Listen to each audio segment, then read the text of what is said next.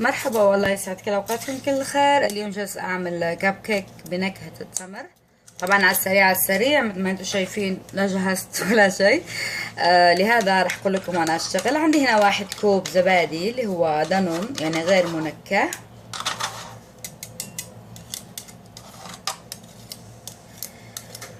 معاه راح احط حبة واحدة بيض. أوبس. طبعا ملعقتين بس زيت، مو محتاجين اكتر، لانه دايما الكيكات اللي يكون فيها الزبادي هو اللي بيعطي الرطوبة للكيك.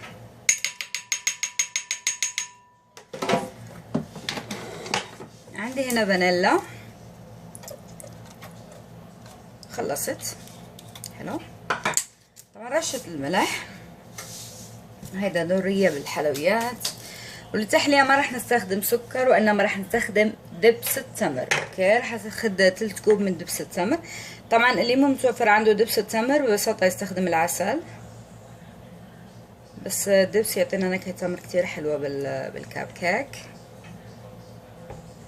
انا هنا سبق ورشيت القياس هذا حق 3 الكوب بسبراي زيت لحتى ينزل معاي الدبس بسرعة. خلاص. طبعا الدبس فيه اكتر من نوعية بالسوق. انا اللي عندي هذا، شو ماركته هيدا ما بعرف، كاتبين بس دبس التمور الهدى للتجار. هذا اللي كاتبين.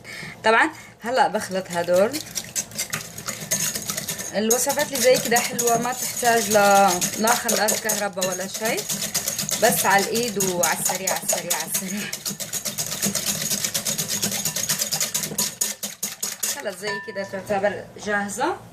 راح احط عليها كمان، بس خلوني اطلع السباتشولا اللي تقريبا كوب وكوب، بس ما هو يعني مليان. بعدين اشوف اذا احتاج زيادة ولا لا. انا بعدين ان شاء الله بحاول اكتب لكم الوصفة تحت. بتعرفوني ما بلاقي وقت للكتابة، بس هالمرة بحاول. عندي هنا نص ملعقة من البيكنج صودا، لانه بما اننا حاطين الزبادي حلو نحط البيكنج صودا، لانه بتتفاعل مع الحمضيات، سواء كان حليب، لبن، عصير برتقال، فتعطينا نتيجة حلوة. خلاص، يعني بس نشوف انه ما عاد الطحين مكلكع، خلاص لا نخفق ولا شيء، بس نحرك. انا زي كده راح اوقف تحريك، اضيف باقي المكونات، وانا اضيفها اكيد راح ينكمل خفق الطحين. عندي هنا تقريبا نص الكوبايه جوز وحبه موز، بس الموزه مستويه وقطعتها صغير. اوكي، طبعا الموزه قطعتها من بدري، بس عصرت عليها شويه ليمون لحتى ما تسود معايا. خلاص هذا هو صار جاهز مثل ما انتم شايفين. جدا سهل صح؟ خلاص زي كده ما يحتاج ولا شيء زيادة. خلصنا. ومثل دائما افضل وسيلة لغرف الكاب كيك ملعقة الايس كريم. بحط ملعقة،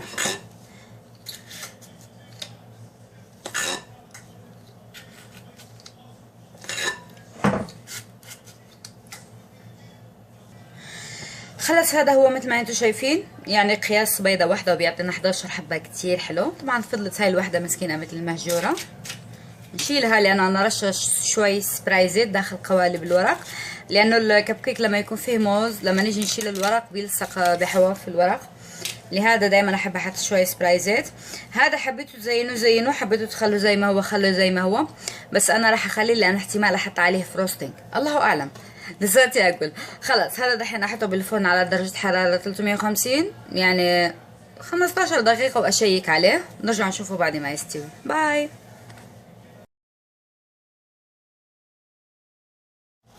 راح اعمل فروستنج على السريع.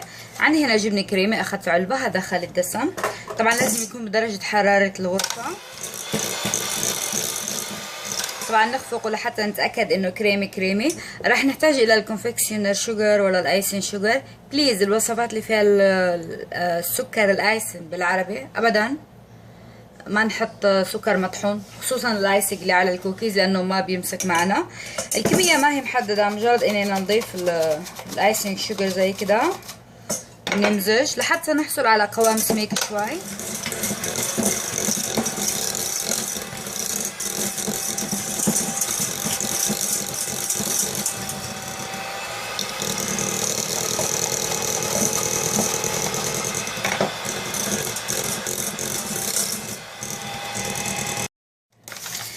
اللي ما تعرفوا عني ان انا واحدة مهووسة افكار بالمطبخ. جا في بالي احط كيس دريم ويف. يلا نشوف ايش بيطلع معنا بالاخر، ان شاء الله خير.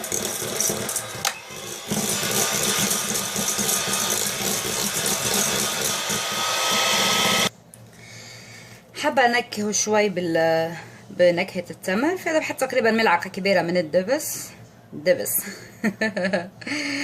اوكي.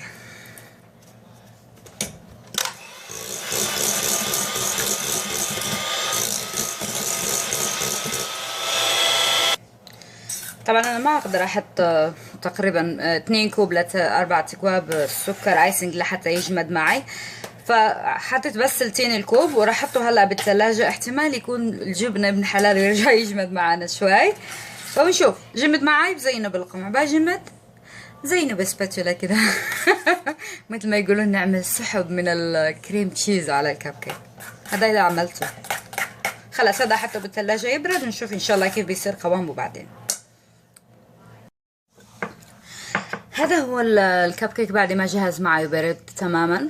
صراحة طعمه كتير طيب. على اننا مستخدم من دبس السكر، بما اننا مو مستخدمين السكر العادي، ابدا ابدا ابدا طعمه ما هو حلو. غير كده فيه نكهة تمر وجوز وموز كتير طيبة. صراحة وصفة كتير حبيتها، فرح تعمدها لأنه أول اليوم أجرب دبس التمر. طبعا هذا الفروستينج اللي عملته. الفروستينج الكذاب. حلو شكله طالع. اوكي راح أزين 4 حبات بس. واحد أنا بتعرفوا لأنه منقصة كتير السكر، فما بتطلع لنا الوردة، يعني اللي هي وردة عادية زي الفروستينج العادي لما يكون بالكريمة الزبدة والسكر المظبوط. بس يلا بنضحي بالشكل بس بنكسب صحتنا. اوكي. ممكن نعمله زي كذا وردة بسيطة بس يعني كتغطية سطح، او اسهل شيء نجيب شوي كده. بالاول بنعمل طبقة خفيفة. حلو، انا دائما اقول حلو انه الواحد حتى لو يعمل صنف واحد، حلو انه يغير بالتزيين. اوكي يعني هذا احلى شيء بعد التزيين، انه ما نحتاج الى كميه كبيره. يعني مثل ما انتم شايفين انا حطيت شوي، نحتاج كميه اقل من اللي حطينا بالورد. اجيب هلا هذه الرقائق حقت شوكولات كتير حلوه. هذه الرقائق هي عباره عن مربعات بس جدا جدا رقيقه، وكمان معموله من الشوكولا الخام. خلاص زي كذا. والحبات الثانية أنا قبل ما يدخلوا للفرن كنت حطيت عليهم شوي لوز فيلي. ما بعرف إذا بيبين عندكم هذه الخشونة اللي بالسطح، ورشيتهم بشوي سكر أسمر. طبعا حتى أفرجيكم شكل الحبة من جوا كيف بيجي. هذا لما ألاقي إن شاء الله سكين. خليني أفتح الغسالة لساتي ما فضيتها. أوكي هذا سكين. إيش رأيكم بتصويري؟ حتى التصوير ما أوقف. دايما مستعجلة. يلا خلاص هذه هي. انا مثل ما قلت لكم رشيت شوي زيت في القوالب من جوا، على اني حاطه موز. مثل ما انتم شايفين بيفك معي بسهوله كده. بيطلع شكل الحبات من جوا كتير حلو طيب وخفيف بالاكل. طبعا بالنسبه للي سالوني قالوا لي امل نبغى حلا دايت، انا بشوف انه هذه الوصفه جدا حلوه. طبعا بلا فروستينج، يعني انتم خليكم كذا ساده. يعني الزيت هم ملعقتين زيت ذره مو مشكله، بس ممكن نبدلهم ملعقتين زيت زيتون او ملعقتين زيت بدر الكتان. بالنسبه للطحين احنا حاطين كوب طحين ابيض، ممكن نحط نص ابيض ونص طحيحه قمح ناعم اللي هو منخول، او ممكن تحطوا مثلا نص كوب طحين عادي ونص كوب لوز بودره او دقيق تابيوكا او دقيق رز. يعني اي دقيق تاني بيكون اخف وما في نشويات مثل الدقيق العادي. مثل ما اقول دائما سبحان الله ربنا عطانا نعمه العقل، اذا فكرنا شوي اكيد دائما بنطلع باشياء كتير حلوه، بحلول كتير اشياء جميله واشياء تناسب ذوقنا. خلاص هذه وصفتي مثل ما شفتوا. سريعة مثلي. كتير حلو طعمها، ان شاء الله تجربوها تعجبكم. الله يسعدكم يا رب، وثانك يو. باي باي.